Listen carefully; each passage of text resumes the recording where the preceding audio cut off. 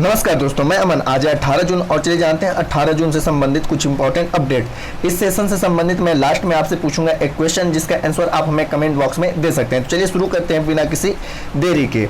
तो आज का पहला अपडेट है, केंद्र सरकार ने अग्निपथ स्कीम की ऊपरी आयु सीमा पहले साल के 21 वर्ष से बढ़ाकर कितने वर्ष कर दी है?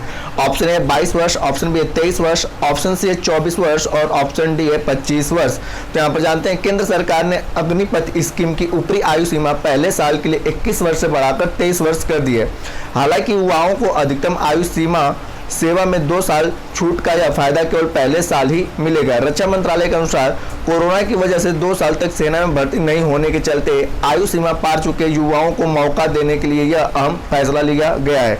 केंद्र सरकार ने हाल ही में स्पष्ट रूप से जानकारी देते हुए कहा कि 4 साल की योजना के बाद अग्निवीर रिटायर हो जाएंगे। उन्हें बिजनेस, एजुकेशन तथा अन्य नौकरी आदि में आगे बढ़ने हेतु सरकार की तरफ से सहायता दी जाएगी। तो यहाँ पूछा गया कि अग्निपथ स्कीम के लिए आयु सीमा पहले 1 वर्ष के लिए 21 वर्ष से बढ़ाकर कितनी कर दी गई? तो आपका सही ऑप्शन होता है बी 23 वर्ष।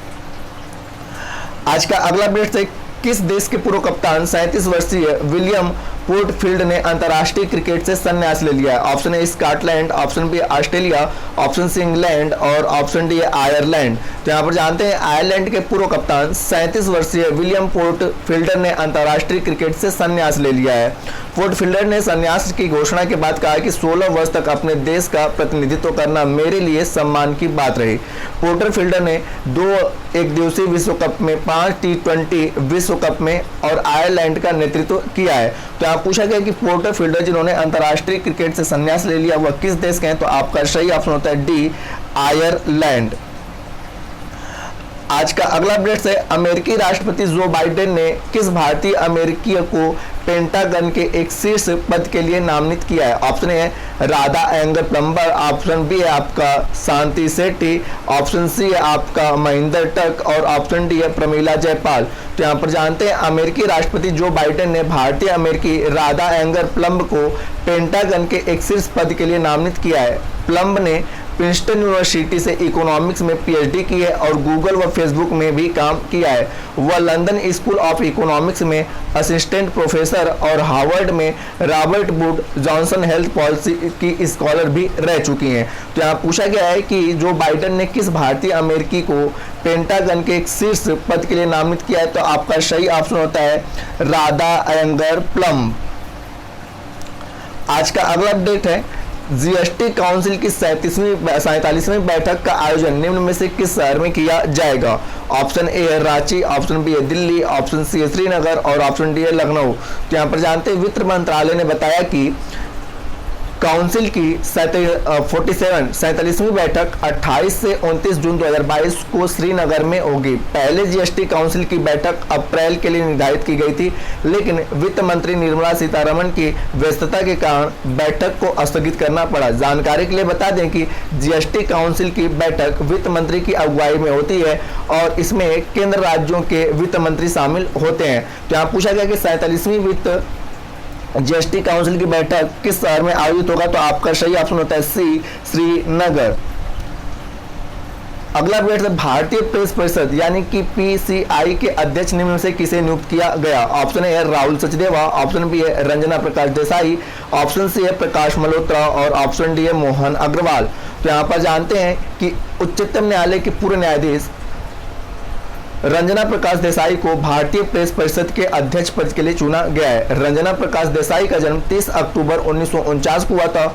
उन्होंने 1970 में एलिफेंटस कॉलेज मुंबई में से कला और स्नातक और 1973 में गवर्नमेंट लॉ कॉलेज मुंबई से कानून के स्नातक की परीक्षा उत्तीर्ण की। वे सुप्रीम कोर्ट की पूर्व न्यायाधीश भी रह चुकी हैं। तो यहाँ पूछा गया है कि भारतीय प्रेस परिषद के अध्यक्ष किसे नियुक्त किया गया है? तो आपका सही ऑप्शन होता है रंजना प्रकाश देसाई।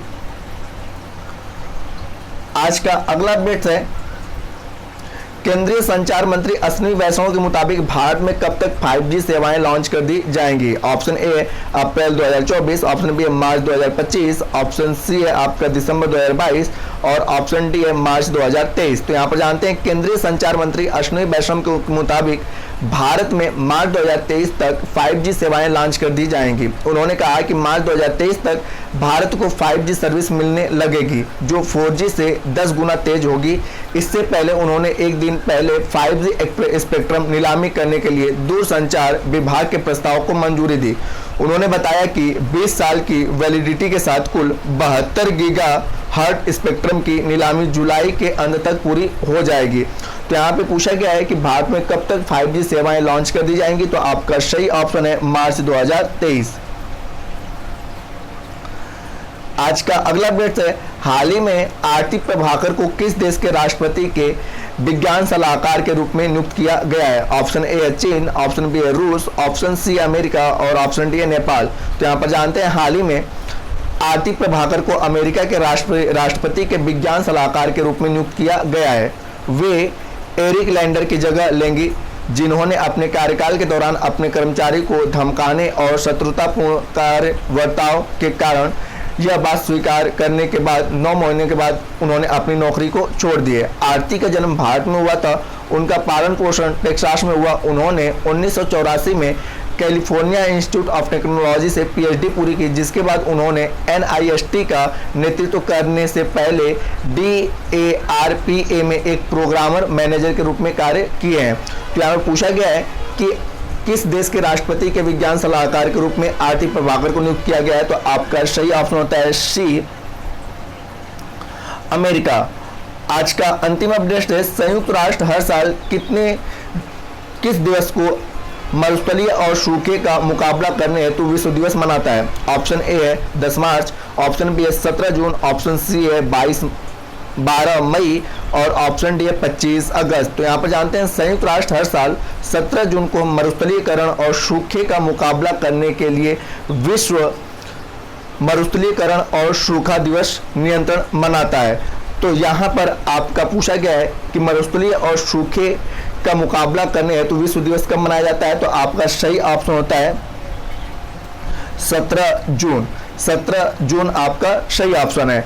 अब यहाँ पे आज का क्वेश्चन है कि भारत में कब तक 5G सेवा को लॉन्च कर दिया जाएगा। ठीक है, भारत में कब तक 5G सेवा को लॉन्च कर दिया जाएगा, तो इसका सही आंसर आप कमेंट बॉक्स में दे सकते हैं। तो वीडियो के अंत तक बने रहने के लिए धन्यवाद। दोस्तों, यह वीडियो आपको पसंद आया हो तो वीडियो को लाइक करें, कमेंट करें तथा अपने दोस्तों के साथ शेयर करें। एवं इस पीडीएफ को प्राप्त करने के लिए आप हमारे टेलीग्राम से जुड़ सकते हैं, जिसका लिंक वीडियो के डिस्क्रिप्शन में दिया हुआ है। तो वीडियो के अंत तक बने रहने के लिए धन्यवाद। मिलते हैं जल्दी नेक्स्ट वीडियो में।